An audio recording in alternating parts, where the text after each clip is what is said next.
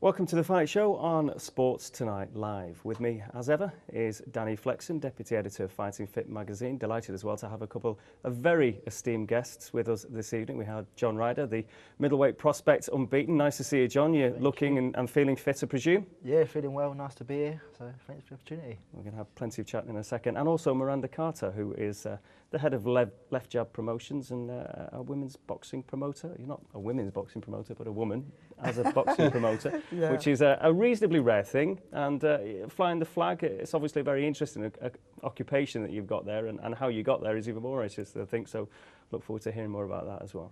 Yes, boxer, promoter and manager. Well, there you are, all three. You're nearly as busy as Danny Flexen. Almost. Good week? Yeah, it's been a great week. Yeah, we've just started work on the first issue that's coming out in January. Our issue for December actually comes out tomorrow. Little cheap plug there. With Nathan Cleverley on the front talking about his training, so that'll be really cool. But for the next issue, we've got Scott Quigg answering fans' questions. He's obviously getting more and more popular now. Antonio Tarver talking about the secrets behind his longevity. 43 years old now, wanting to win a world heavyweight title. So yeah, it's been a good week. And John, how about yourself? How's training going? I mean, I know you're meant to be out again in January. That's the plan at the moment, isn't it? Yeah, I had a week off last week after the fight. Just back to training this week, light work, and just going to keep it up over Christmas and then be ready for the 28th of Jan.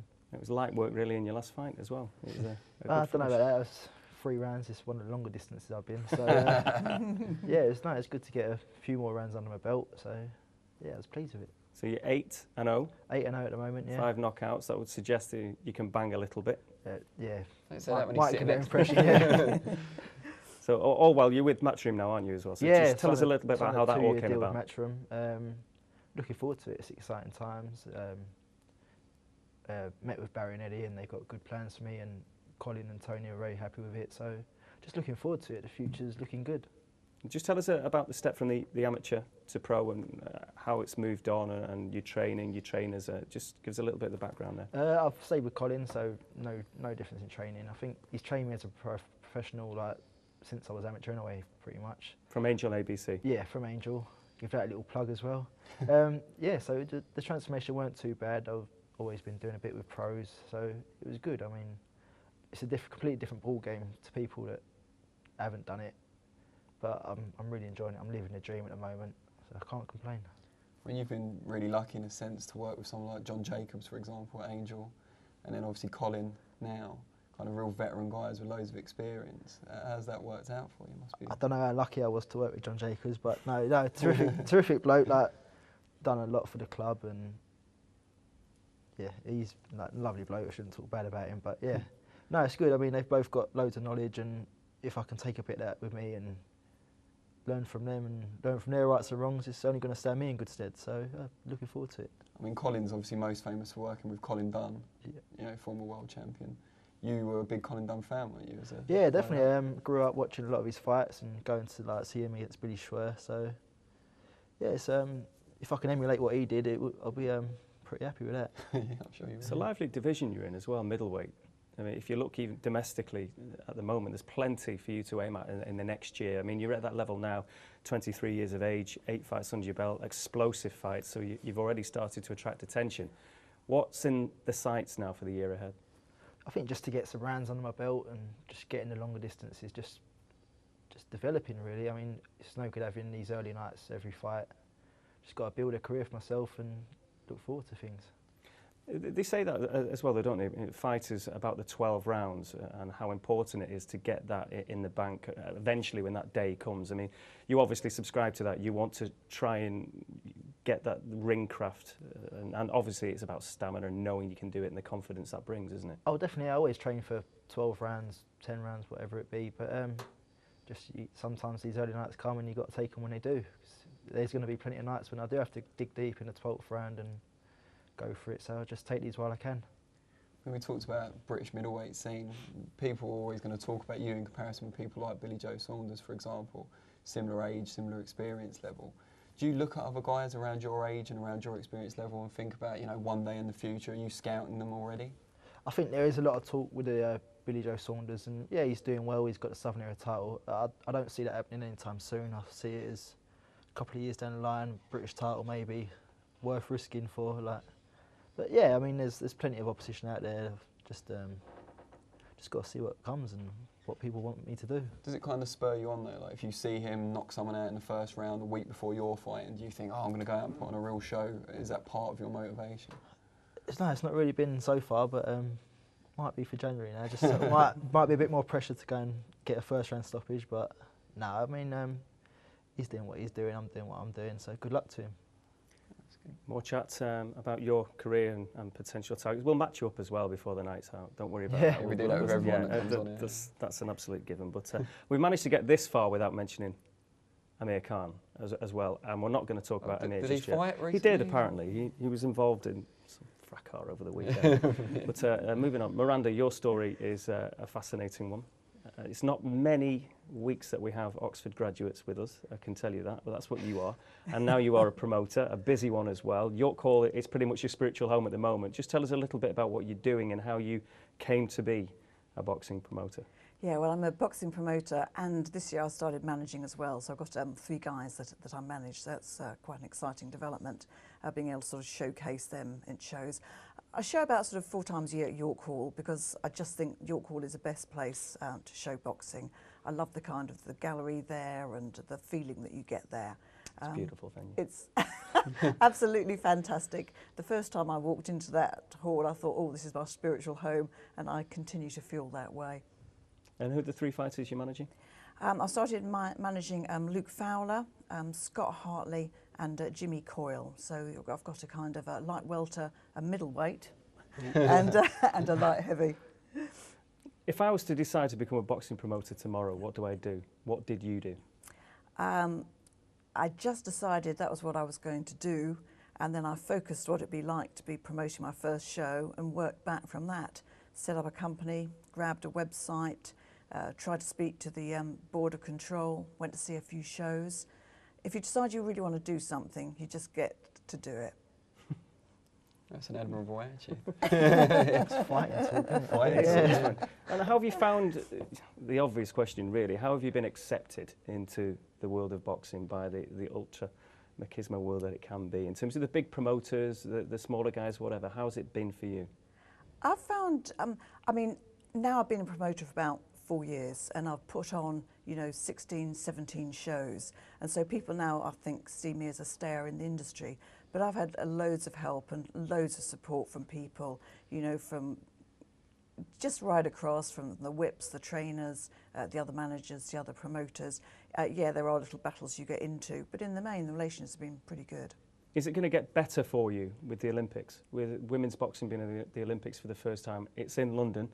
Your shows are in London. I know you have ventured out. I did accuse you of being a bit capital partisan, but will that, do you think, give boxing a lift full tilt, if you like, and you in particular as a promoter? I certainly hope it does give boxing a higher profile. I hope that more people see it and think, oh yeah, that's really exciting. I want to go and see a show like that. I mean, I don't think it can do any harm to boxing at all. I mean, women's boxing is really difficult. It's really difficult to put on because there's so few of them around, and it's really difficult to get those kind of good hard matches that make people want to come back and see it again. Yeah, I mean, what you've done is pretty amazing, especially since, we talked about your background and you work for the government currently. Do you ever find it difficult to relate to some of the boxers who come from, a very different place, I guess, to the one you inhabit now? No, I pretty much take people as they present themselves, really. And I've got enormous admiration and respect for boxers. I just think they're fantastic. They train so hard, they're so brave. I mean, I think anyone who's got the ability to get into a ring just has to be respected. And I think the only thing I hate about boxing is when I hear an opponent being booed or a journeyman having to hear the shouts of easy, easy. Because I'd like to get to those guys and say, you think that's easy? Get in the ring yourself. That's the only time I get fed up by boxing. What about on the flip side? Do you ever encounter any problems with the boxers themselves, kind of looking at you thinking, who's this lady, very articulate consultant to the government, what can she tell me about boxing? Do you ever get that kind of spiky reaction? Yeah, probably from some of the guys I manage sometimes. Jimmy Coyle will sometimes raise his eyes when he sees me talking.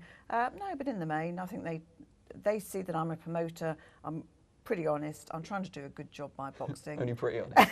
I am honest, actually. So yeah, no, I don't really have problems with them. No. Would you have any issue with Miranda promoting you, managing you? I mean, I know you're signed up, don't worry, but in theory... No, I mean, it's hard for people to get signed up and get managers. So if someone's willing to take them on and put time into them, it's good for anyone. I hope Eddie Hearn's not watching this. Well, we know I that didn't deal, mean it, I'm sorry. that's watertight, I'm sure, that deal, anyway. That's all right. It's just Good in theory, point, yeah. just in theory. Where did the love of boxing come into it? I mean, have you tried your hand at it? Have you been in the gyms? Was it a family thing? I do boxing training and sparring, but it was a family thing. My father boxed when he was a young man at school and in the Navy. And so from him I always learned and thought that boxing was a good thing for a man to do. It was a good way of controlling yourself, controlling your temper. So I grew up thinking that boxing was a good thing to do. And we can see that there is intelligence in boxing, isn't there? There is At a all lot levels. of intelligence. I don't know how boxers do it, getting their feet in position, their fists into position. It's very complex. Well, we're going to be talking an awful lot more about your spiritual home as well, because we're going to be talking and dissecting all the action from York Hall last night. And we did mention him briefly, we are also going to be looking in depth at the Amir Khan Lamont Peterson fight, and looking ahead, of course, to Carl Froch. And what a big weekend he has. I mean, looking forward to that one, I'm sure everybody here. Yeah, It's a it hard could be one the to fight of the split. year. We're going to have to see if we can come up with a winner on that one, because it is a tricky one. But all the action right here, your home of boxing. It is The Fight Show. Remember, you can get involved at STL Fight Show, that on Twitter. And our Skype address is Sports Tonight Live. This is The Fight Show on Sports Tonight Live.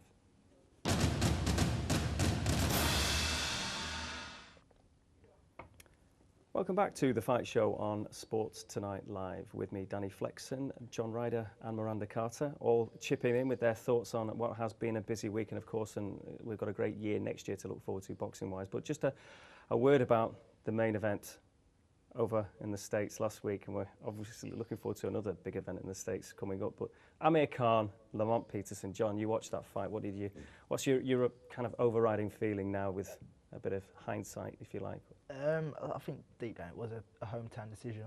I don't know what he was thinking fighting in Washington in a way. There's obviously a reason there's not been boxing there in 20 years. I mean, it's a shame he's lost his 2 titles. The thing with the pushing was a big issue. I watched a bit about it, and I think he pushed the bloke 18 times. I mean, so if the referee wanted to take a lot more points away, he could have done. So I think he was lucky he only lost 2 points, to be fair. Let's have a little look at what Amir has been saying. He had a press conference and media day, of course, yesterday, back in his gym, the Gloves Gym in Bolton. Here's Amir. I never wanted to, give up my world titles, and they just took off me. In a way, I think my world titles got snatched off me unfairly, and it does hurt you a little bit because it just puts boxing and it puts me on the low as well because but all I wanted was a fair fight, and I didn't get that. Even Lamont Peterson's fans and his own people from his own team said, look, we know how it feels when you've been robbed, because he's been robbed a few times against Victor Ortiz and Tim Bradley. So they said, look, we know how it feels when you get robbed. It's happened to Lamont Peterson before. So this is his own team, his own coach said that to me. So they know what happened in the fight. That's why we really want to rematch it to settle the score, and we want things to happen fairly, really. Training went so well and camp went so well. Maybe I just probably thought fighting him inside and had so much energy in me. I thought I could take this guy inside and outside. He was a little bit slower than me, so that worked on my side. So I thought I could catch him in between shots. But maybe that's something that we did wrong. Freddie did say stay away from the ropes, but maybe I stayed on the ropes a little bit longer. Even though he was putting a lot of pressure on me, a lot of the shots at the body. He didn't win me once. I mean, he did throw a lot of body shots. I took a lot on the elbows and stuff, but it just shows that he was a lot aggressive, but not a lot of the shots were scoring. But maybe the judges seen that a little bit different. It is a little bit of frustration, when you watch the fight, you think, why did the referee do this? Why did that happen? Why did this happen? And I'm not taking anything away from Lamont Peterson. He put a great performance on. He fought out of his skin for the fight. But it was just that I don't think I was treated fairly in the fight. I did hurt him in that in the mid rounds towards the end, and his legs did go. So it just shows that what I was doing was working, and I should have just stuck to that. The result can be overturned, or I'll even be happy. If they do overturn the result, I will still give Lamont Peterson a rematch in a neutral place, definitely.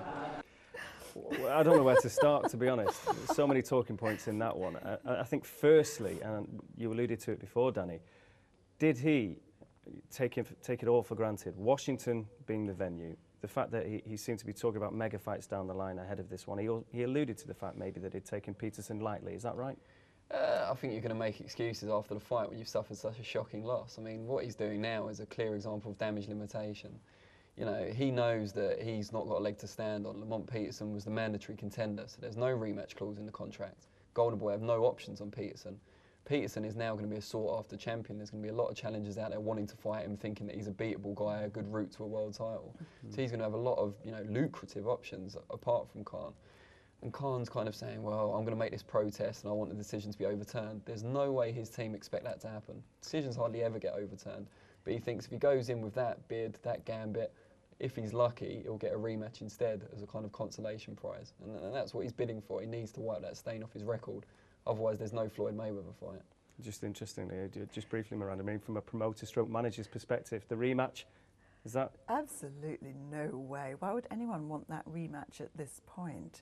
I mean, it was just one whinge after the other, and it wouldn't even be an exciting match to promote. Well, let's go stateside and find out what Kevin Iola, who's the chief boxing writer for Yahoo Sports, made of the whole thing. We've just been watching, I'm not sure if you could hear the VT there from Amir Khan, Kevin, but yeah, it seems that he's feeling this one quite badly. Not just about the referee, but about everything. That the Peterson camp told him he was robbed and a rematch has to happen. And Amir at the end even said that, you know, if this is overturned, the decision, he'll grant Peterson a rematch. I mean, is this, what do you make of it all? I think Amir is making himself look terrible when he's crying when he shouldn't be crying. He fought a very entertaining fight. People enjoyed the fight, but he lost. And here's the thing. I don't think the referee was particularly good in the fight. Mechanically, he was out of position a lot, and he didn't warn properly. You know, you got to maybe give a hard warning. But Amir Khan was pushing. He was pushing off. It's a violation of the rules. And when he got the point taken off in the 7th round, that should have been enough for Amir to understand that, okay, I'm not going to do this again. But he continued it. It's his own fault. And I think all this whining makes him look worse. I think he should just shut up. He fought a good, entertaining fight. People enjoyed the fight. They don't care who won or lost if it's a good fight and you come to fight, but they don't like guys that whine and cry, and that's what he's doing right now. Yeah, I mean, I think we saw something in similar, Kevin, after his first defeat. It seemed to be everyone else's fault. You know, the trainer for picking the opponent, which is not a trainer's job anyway. His inability to make weight safely and comfortably. So we're used to seeing this kind of thing. But do you think there's an element of he's going out there on a limb, talking about how bad the decision was in the hope that it'll get a rematch, that it'll force the WBA's hand or the IBF's hand? I just don't see that happening because, you know, it was a close fight. I mean, I thought Khan won the fight, but when, you know, it's easy to say that Peterson won. I mean, there was a lot of close rounds in there. When you have those kind of close rounds, it's hard to overturn the judges' scorecards. Earlier in the year, a fight in the States here, Paul Williams beat Erislandy Lara, and most people thought Lara won very wide, including the New Jersey Commission. And there was this huge outcry. The outcry here is not over the rounds the judges scored. It's perhaps over the way the referee behaved in terms of mechanically taking the point off of Amir Khan. Clearly, he deserved to have a point deducted because he was pushing, what, 50, 60 times? I mean, shoves away. That affects the other guy's ability to fight, especially because Peterson was doing good work inside, working to the body. But there's no way that I expect this decision to be overturned, and Khan's just barking up the wrong tree. And I think it's Golden Boy is a sore loser, and they're just working in concert with Amir Khan. It's their own fault. Talking about the contentious part aside, whether or not you accept the points deductions or anything else, I mean, Amir himself said, Freddie said, stay off the ropes. And he didn't. And he took some heavy shots, didn't he, on the ropes? He did, and that was the thing. I think that's what led to the pushing, because Peterson made a commitment to go to the body, and he was whipping some hooks to the body that I think had to really be bothering Amir Khan, and that really is going to hurt the most when you're on the ropes and you have nowhere to go and nowhere to give. And I think that's what led to him pushing so much, trying to create distance between himself. You know, maybe he wasn't in the best of shape so that he could use his legs and move and create distance that way. But he certainly, I think he needed to jab more than he did. I don't think he established the kind of jab that I know Amir Khan has. And he did go to the ropes against what his trainer told him. And I just think, you know, that maybe he did take Peterson lightly, but that was a bad mistake to make. Yeah, I mean, I agree with what you're saying. I thought it was a really sort of entertaining fight and a really good fun, and the kind of fight that does boxing good. So it's really bad news afterwards when one of them really starts whinging, because I think that kind of detracts from the fun of what looked like a really good evening. It is, and you see in other sports, when there's good matches, people don't worry about, hey, the outcome. And in boxing, it's like, oh, there's cheating, there's something going on, and it makes the sport look small. And I think we have to get away from that. And fighters and promoters and trainers and managers and media have to say, you know what? Sometimes, people see things differently than I do, and unless it's some outrageous, egregious decision, which this was not, accept it and move on. You know what? Go out there. Amir Khan got knocked out. It was a much worse loss by Prescott, and he came back and became one of the top fighters in the world. He certainly could easily come back from this. If he doesn't get an immediate rematch, he'll get a fight with him at some point. He's going to get big fights. He's a marketable guy. He's a good fighter. Just shut up and come on. How big is he in the States, though, Kevin? Because we were hearing that, he was walking down the streets in Washington. He's based largely in California with Freddie, of course. How big a star is he? We know all about him here, of course. He's not really a big star in the States. I mean, there's a hardcore boxing fans that obviously the people here that are hardcore boxing fans know him. But to me, a star is a guy that just the average person on the street who is not a boxing fan would recognize him. And he's not recognized. He fought in Las Vegas, and Golden Boy gave almost every single ticket away. Just not a draw right now, but he's a terrific boxer. He's a terrific kid, and I think he's a guy that can be built if he fights here. But I think this kind of personality that he's showing, the whining, the crying, nobody likes that. And I think when that happens, he's going to hurt himself in the States. And I think he has potential to be not only a champion in the ring again, but a champion outside of it if he plays it smart. But so far in the first couple of days after this fight, he's not playing it very smart, in my opinion. Kevin, how much do you buy into this idea that Peterson's background was instrumental in his victory? The fact that he was a street kid, he's known real hardship in his life, whereas Khan has had a comparatively comfortable background. Yeah, I think what did it was there was a sense of urgency for Peterson. Look at his career. He hadn't had any really big wins. He went up against Tim Bradley and he got beat in that fight. He went up against Victor Ortiz. He got a draw. He never had that really big win. And I think he looked and said, you know what, Amir Khan is going to be my last big shot at that. And I know I'm probably not going to get one of those huge fights again if I don't beat this guy. So he had a sense of urgency. I think Amir is a tough guy, and I have no qualms about the way he fought and how tough he is.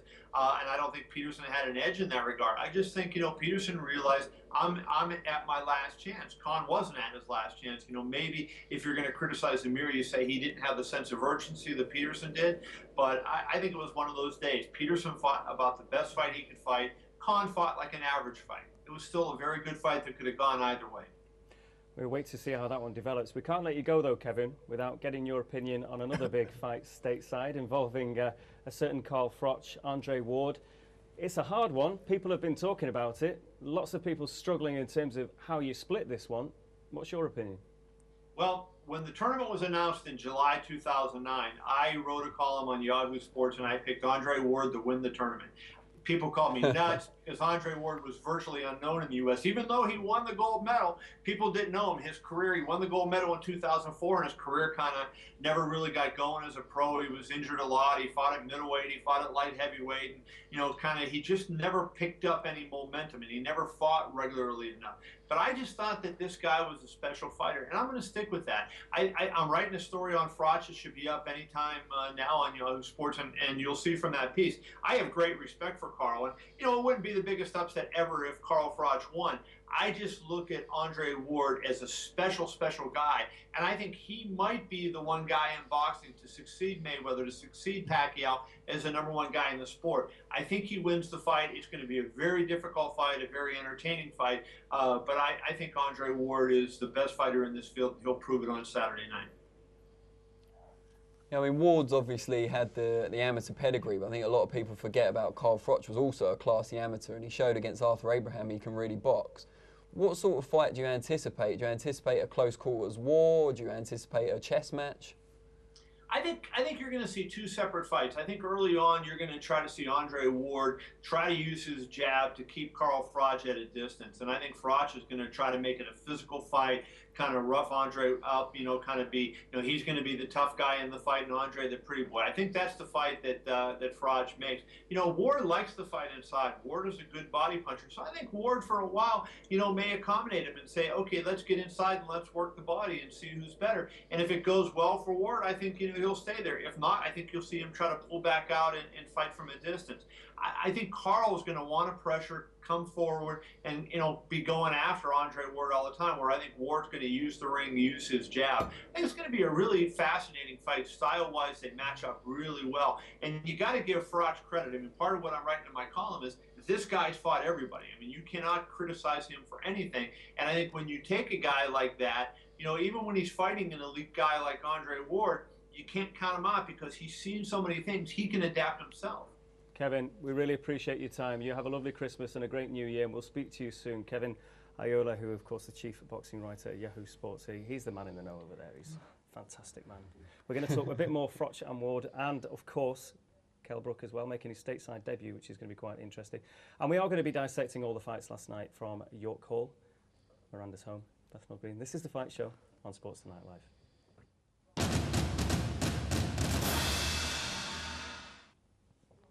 This is The Fight Show on Sports Tonight Live. You can get involved on Twitter at STL Fight Show, and our Skype address is Sports Tonight Live. Danny Flexen, Deputy Editor of Fighting Fit, is still here. He's still here, as you always are. Like you expect me to walk out? John Ryder, of course. Now, just a quick word about the nickname, because if you do a bit of research on you, you're sometimes known as the Gorilla, Rough Rider. What is it? Yeah, the Gorilla is gone. The Gorilla's He's gone. been locked up, yeah. Yeah. Yeah, Rough Rider.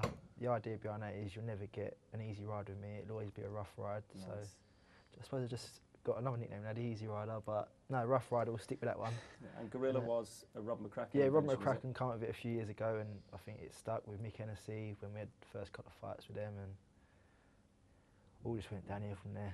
There's actually a song called the Rough Riders Anthem, so maybe you should come down to the ring today. Yeah, you never know. It's a lot of swearing in it though. So. Yeah, get a clean version on. So yeah, you never know. So, cover it. Yeah, that's it. Yeah, music video and everything. Do it in the studio.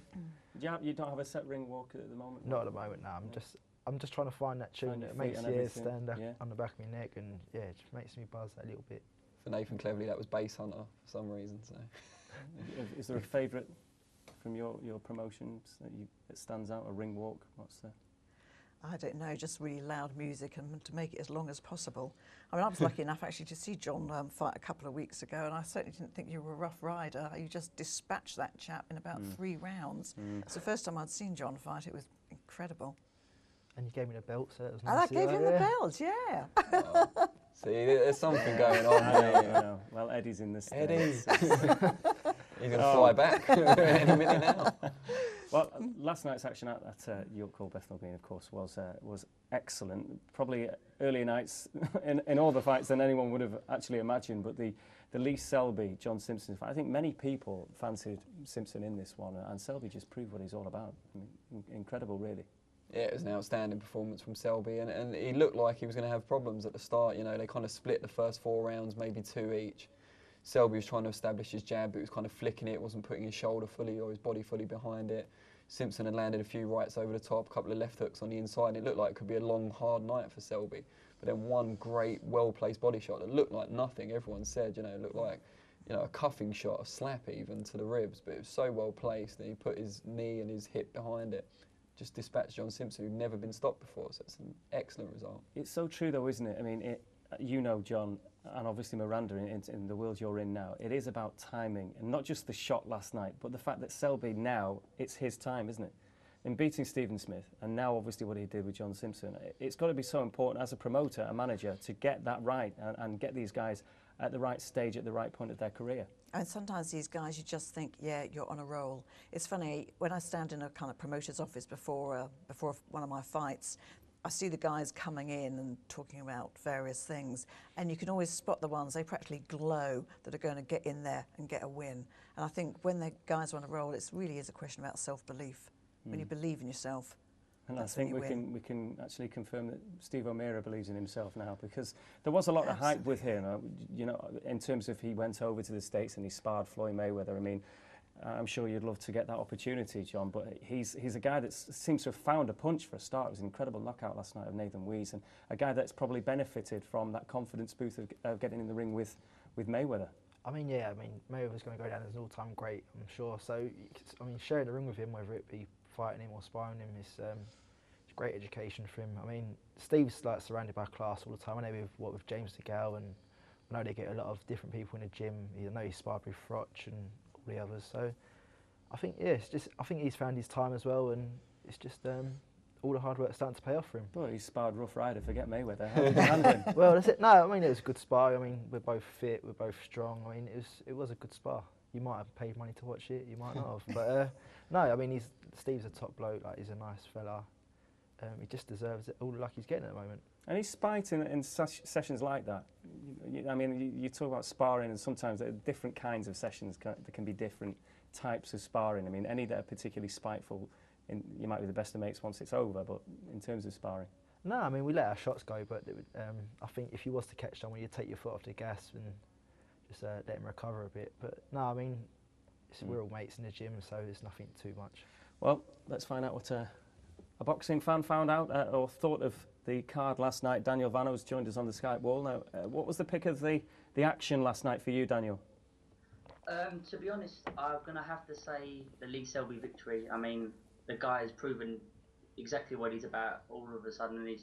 He come onto the scene against Simpson last night, and he proved himself against Smith just before. And, I mean, what can you say about him? I mean, let's put it this way, there's a lot of good fights out there for him now.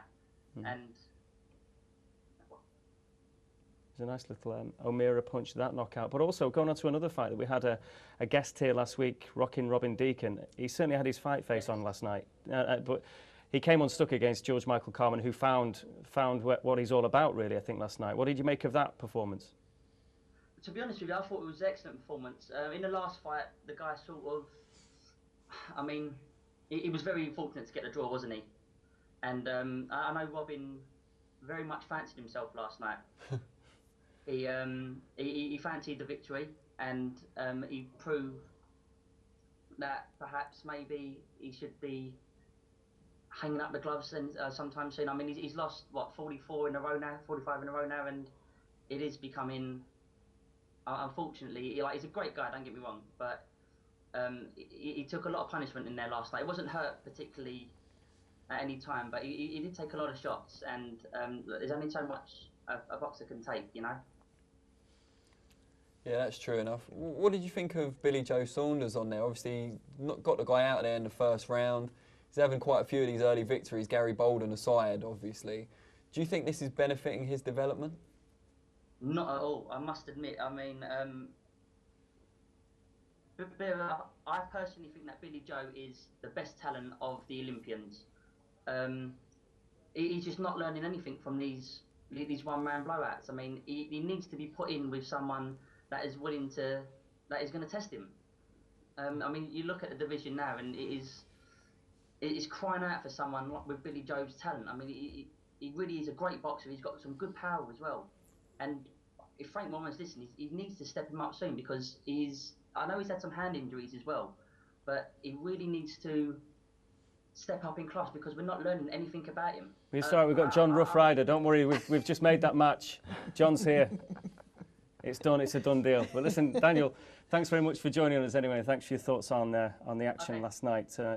Interesting about no one learns anything from these one-round blowaways, if you like, knockouts like that. And I think we can find out, talk to a fella that knows a little bit more about that after last night, because Steve O'Meara is on the line now. He's joining us on the phone. Steve, talking about one-round KOs that you don't learn an awful lot about. I think we did learn quite a bit about you last night in terms of that right shot. Talk us through it again. Yeah, it's something we've been working in the gym on. We noticed that he carries his lead hand low, but obviously he's a decent fighter, so it weren't like I was just going to go in there firing right hand. We was trying to tee him up for a fade with the left, and bring over the right, and yeah, it paid off obviously, and it was just about the timing and landed right on the button. Steve, before I ask you a question, I just want to say, last night after you landed that finishing punch, you almost started to celebrate and then you stopped yourself to make sure Nathan was all right. And I thought that was an incredibly classy move, so full respect to you for that. Yeah, I mean, obviously my first natural instinct, because after I landed it, I mean, I could pretty much tell that I didn't think he was going to be getting up, but I didn't obviously realise that he was going to be in as much like danger as he was. So I just thought I'd just stop for a minute, just make sure he's all right, and then celebrate. But obviously he was out for a little bit, so I didn't really obviously get to celebrate it like I would have liked. But it still meant as much. Felt it was good. But yeah, obviously you got to make sure at the end of the day show some respect. You got in there for a fight, and no one wants to not make look at people getting gas in there and stuff like that. So yeah. Steve, we've been talking a bit about the benefits you derived from sparring Floyd Mayweather over in the States. Now, obviously there is that positive aspect to it. You're in there with probably the best or one of the two best fighters of his generation. But is there a downside to it that you then heaped a lot of pressure on yourself, and that there was a lot of pressure coming from the media as well when you came back? Yeah, I mean, there's no pressure. Sparring with people, anyone can. Well, not anyone, but a lot of fighters can spar with world class fighters. Don't necessarily mean that they're world class or near world class at all. It just so happens I shared a ring with him and done myself well and stuff. But probably saying that, I was in Vegas and I did have a call to have a fight when I got about, I think it was like a day after I got back, and because I'd been sparring Mayweather, they told me the opponent, I probably didn't show him enough respect, come back, the jet lag hit me, and having sparring Mayweather, and then all of a sudden fighting someone that I probably didn't show enough respect to, I actually, probably my worst, and struggled a bit, so it was a bit of an anticlimax from sparring Mayweather to struggling against what you would maybe call a journeyman. So yeah, I mean, in that way it's a bit of pressure, but yeah, I mean, the only pressure I put on myself, I suppose. We're just going to add to that pressure now then, Steve, for you. What's next in the pipeline for you? After I'm sure you'll have a great Christmas now and New Year, but what's next briefly on the agenda? Yeah, everyone keeps asking me, but I don't even know, and at the moment I'm not that bothered. Like you said, I just want to enjoy Christmas, but I mean, like with performances like that, I'm pretty sure people are going to want to see me fighting the best fighters in the division, and that's what I'll be doing. And obviously next year I'll be getting my hands on one of them fighters. We don't see the Commonwealth or the British. That seems the most logical step up. I don't see much else that I can go for. So yeah, that's what I see. Well, put your feet up, have a rest. You've earned it, and a great year ahead for you. So all the best. Thanks for joining us, Steve. So lively stuff. Cheers, and, we've got a little bit more chat coming up as well. We're going to again look at the big one stateside in the final part. We're going to get to Danny's predictions. I'm going to fill you in on just how poorly he did last weekend. This is the Fight Show on Sports Tonight Live.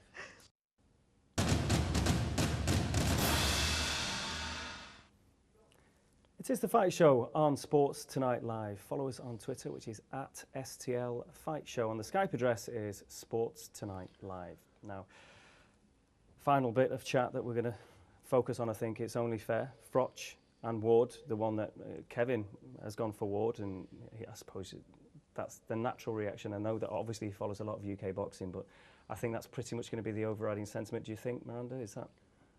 Well, I'm going for Carl on this one. He's such a strong and powerful fighter. Is there right till the last moment of the 12th round, and has come up the hard way.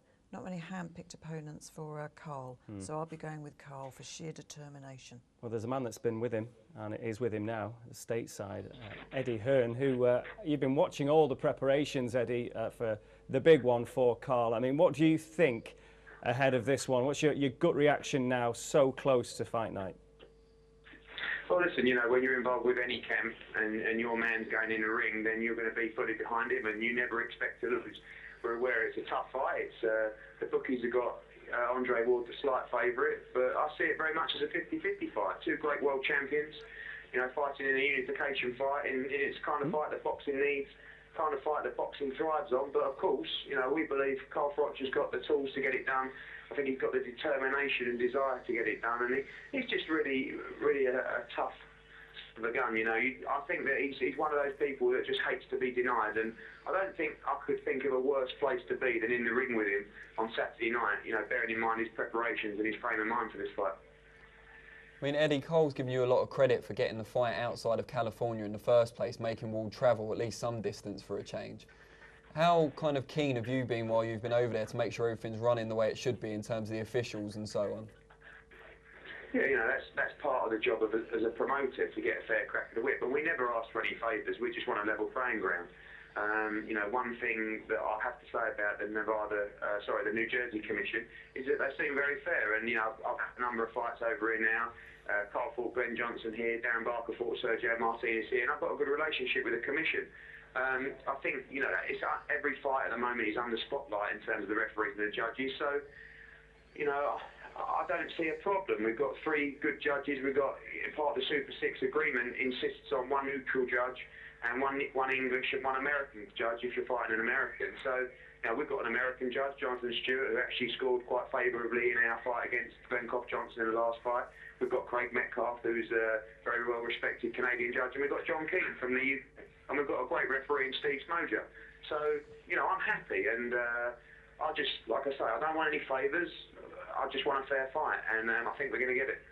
What do you think about the fallout, though, from the Khan Peterson fight? How does that affect you, or does it? But, you know, I think that the fallout from that is overhyped. I mean, you're talking about a very close fight. I've watched the fight back. He was warned continuously, and he had 2 points deducted. You know, and he lost a very, very tight decision. Now, you know, his promoters and his team chose to fight in Washington, chose to fight under that commission with commission judges. So, you know, that's down to them. It's none of my business, but, you know, you're talking about that fight was a very, very close fight, and I don't think many complain about the points deductions apart from Amir Khan, but as far as I'm concerned, that wasn't controversial. You know, it's been made controversial, but, you know, I don't see a problem. Like I said, all the judges we've got, you have to understand Carl Froch mainly fights in America, so he's got a big following here as well. Showtime of it, and he's a world champion. They're both going into this fight as world champions. So, you know, like I said, I expect a fair crack with the whip, and hopefully we don't even need to worry about the judges. Eddie, Steve Smoger actually came out this week and said he would not have deducted those points from Khan if he was in charge of the fight.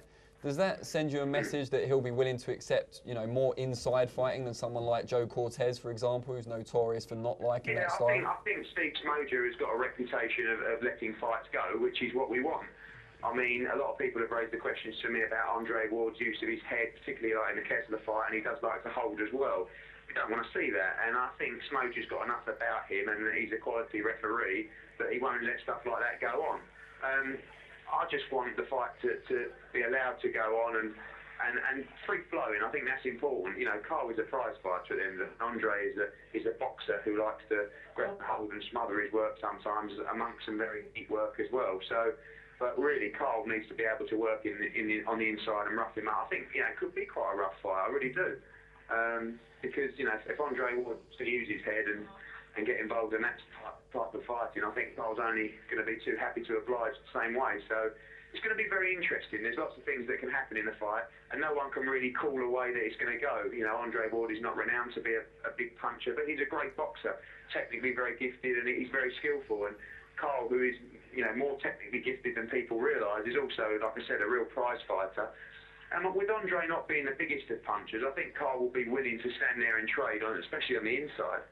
And I think you're going to see a great fight. I think the great thing about Carl Froch is, with all the hype surrounding fights, he never lets you down. You know what you're going to get. He's so reliable in terms of entertainment. And if he can do the business here, which we believe he can, it's massive for British boxing. Well, there's a future British boxing champ right here. I think you know him quite well. John Rough Ryder. He's been listening to you intently there. Anything to say to Eddie while he's over there stateside, John? How's it going, Ed? All right, John, how are you, mate? Not bad, mate. Hope it all goes well out there. Thanks, mate. Appreciate it. You're very lucky to get John Ryder in the studio, future world champ already. You guys are obviously doing the right research. Yeah, we know that. We know that. We know all about this fella. He just Don't won worry his about first it. title. He's back out again on January the 28th at your call, so we're very excited about Listen, John. He looks like a great He's prospect, told us that, Eddie. He's told us all of this. He's done don't your worry job about for that. you. I'll give you that score when I He's see you. learning Ed. well, Steve. He's learning well. Yeah, we've been matching him down the line as well. Everything's been taken care of.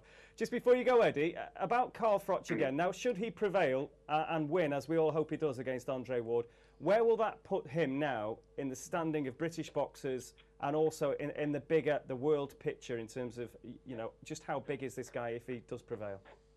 What, current boxers or? Yeah, currently, obviously, yeah.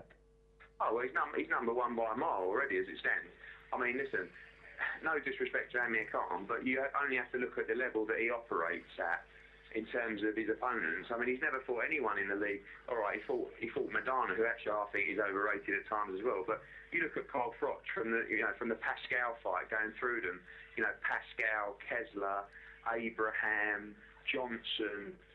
You know, I mean, it's just a phenomenal run. Jermaine Taylor, of course, a phenomenal run of fights. And now Andre Ward. So already he's Britain's number one fighter by some considerable distance. He just hasn't had the exposure in the past that they've had. So you can sometimes get blinded by that. Now he's getting the hype he deserves. And obviously, once he wins this fight, you're not talking about number one in Britain presently. You're talking about potentially number one in Britain of all time. I mean, he's up there with the greats already because he goes away from home and tough fights consecutively, you know. And I think victory here really put him as one of the great British fighters of all time.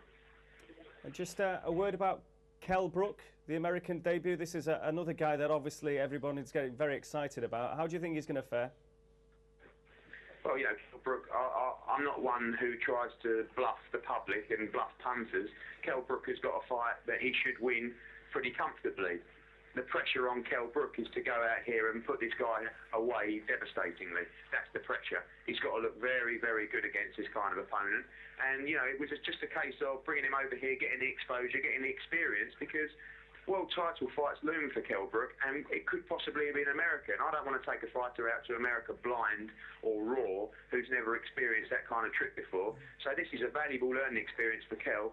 I know the public and the boxing fans want him in with Mayweather and Pacquiao as soon as possible, but when you've got someone as special as Kell Brook, you don't just sling him out to the wolves.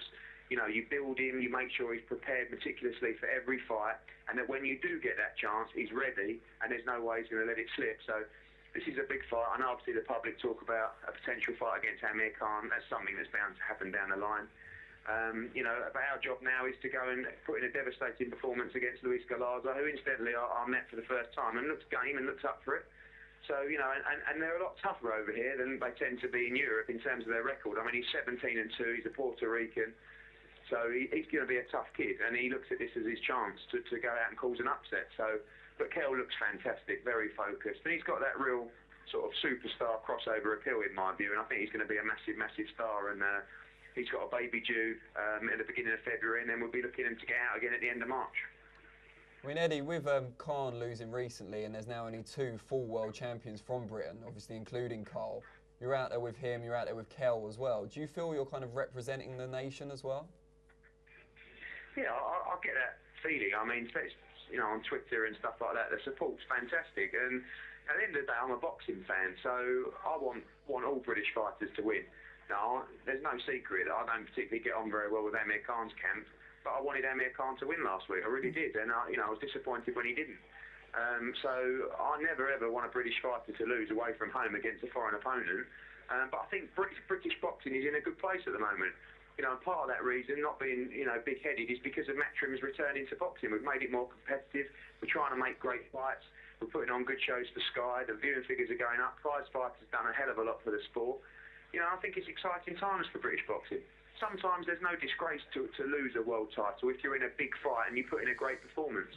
We saw Darren Barker recently put in a great performance against Sergio Martinez, and his stock's gone through the roof. You know, I've got every world champion in the division looking to fight Darren Barker. So, you know, you can't be afraid to lose in this game, and you can't be afraid just to protect your record. You can at an early stage of your career, but once you get to a level where you feel you're ready, you know, sometimes you have to take the chance, and if you put in a great performance, it won't necessarily do you any harm. So, you know, I can't say I'm a brave promoter because I'm not getting in the ring. But if a fighter and his trainer, and I believe they're ready to take the big fight, then I'm up for taking it. And I think that's something that the fans embrace. But in terms of British boxing this weekend, it's a massive week, especially in light of Khan losing. And you know, once Carl Froch can do the business out here, he's going to propel himself to another level, and I think it could give boxing another big boost.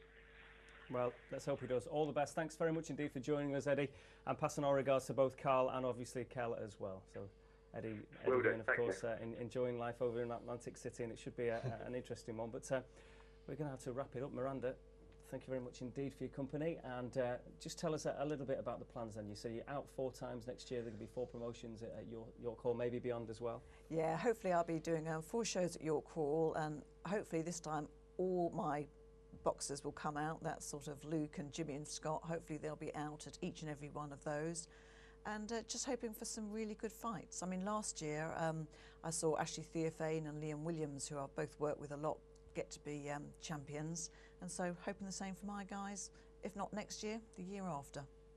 John, any plans for Christmas? Is it training Christmas Day? What are you going to do? Yeah, I don't mind being out Christmas Day running, but yeah, just going to train hard over Christmas, be ready for the 28th, and just look forward to 2012, just see how it goes. I heard that man before, Eddie Hearn, but I remember the ringside interview. He's very excited about you. He's obviously got very big plans. Yeah, I mean, he's excited, I'm excited, we're all excited about it, so just got to work hard, keep up the hard work, and hopefully them plans will come along. Danny, you won't have the same kind of Christmas as John, I'm sure. You can leave loose a little. Oh, I'll be out running on Christmas Day, yeah, of course. Well, before we go, I think I just made a note of Danny's predictions. Now, you did have a great week a fortnight ago. See, you set me up to knock me down. You had. Well, it was a mixed week. You said Khan on points. Everyone said Khan. According to Amir, he did win on points. Yeah, but you also said, quite interestingly, there wouldn't be a dodgy decision. Whoops. What can I say? Theophane on points, you said. We'd give you that one because he almost made it. Yeah, Theophane prevailed, although Ben Murphy, what a performance. What a hell of a performance. It was incredible, wasn't it? The energy of the lad, you know, stepping up basically a weight as well, wasn't it? Theophane gambled, didn't he, on Murphy running out of gas, and he just about collected at the end, but it was a close run thing. And Shinny Bayar, you went for him against Edwards. That didn't quite work. I think he was rusty. I think he'd been out for so long. Bayar, he just couldn't beat him to the punch in the way he had in the first fight. I think it was quite a difficult ask on reflection. But I'll take the rough with the smooth. I got enough praise last time. So. You're not whinging like Carl. Nah. One word from everybody now in terms of Froch, Ward. Can Carl do it? Yes, he can. Danny? He can, but I don't think he will. So Ward. More than one word. He can, and I hope he does. Well, let's hope. There's a big fight of the weekend. Carl Froch against Andre Ward, the final of the Super 6. We'll have all the dissection of that fight and plenty more, of course, when you join us for our special review programme next week. But it's been a pleasure having Miranda and John as company, and Danny, as always, it's always a pleasure. What was it? I'm loyal to your Hardy, or is it the other way around that you said before? I'm the straight man to your funny man. Oh, beautiful, beautiful. This is The Fight Show on Sports Tonight Live.